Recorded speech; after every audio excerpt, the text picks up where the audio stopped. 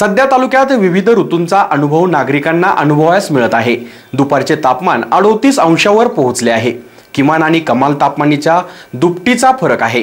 त्याचा परिणाम शरीरावरही होत आहे। मनाला तृप्ती आणि शरीराला थंडावा देणारा ऊसाचा रस उन्हाळ्यात लोकप्रिय ठरतो। ग्रामीण भागात विद्युत भारनियमन असल्या कारणाने रसाच्या गुराळासाठी आपल्या सर्जाराजाची साथ घेऊन या वैज्ञानिक युगातही शेतकरी आपल्या कुटुंबाचा उदरनिर्वाह करत असतोच, सोबत अनेकांचे आत्मेही तृप्त करण्याचे काम करत असतो।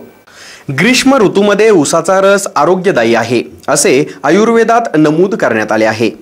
बर्फविरहित ऊसाचा रस नियमित प्यायल्यामुळे बळ वाढते। उन्हामुळे गळून गेलेले शरीर व मनालाही तरतरी येते। सध्या तालुक्यातील कुठल्याही रस्त्याच्या कडेला या रसवंती गृहाची गर्दी दिसत आहे। सध्या उष्मा नागरिकांना असह्य होत आहे। दुपारी सर्वत्र शुकशुकाट असतो। अशातच घुंगरांचा आवाज अलगद रसवंती गृहाकडे आपल्याला खेचतो।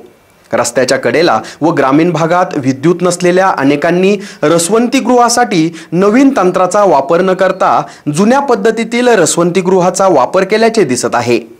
आपल्या सर्जाराजाच्या सहाय्याने प्रवासी वर्गाला एकदम ताज्या ऊसाच्या रसाचा स्वाद देण्यात येत आहे।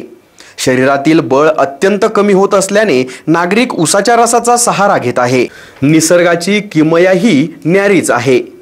ऐन उन्हाळ्यात शरीरात थंडावा निर्माण करणारा ऊसाचा रस बाजारात दाखल होत असतो। मनाला तृप्ती व शरीराला थंडावा देणारा ऊसाच्या रसाचा एका ग्लासला ग्राहक वर्ग 20 रुपये मोजायला देखील मागे पुढे पाहत नाही। ग्राहकांच्या मागणीनुसारच ऊसाचा रस तयार करून मिळतो। एसएन न्यूज साठी रोहन भावसार।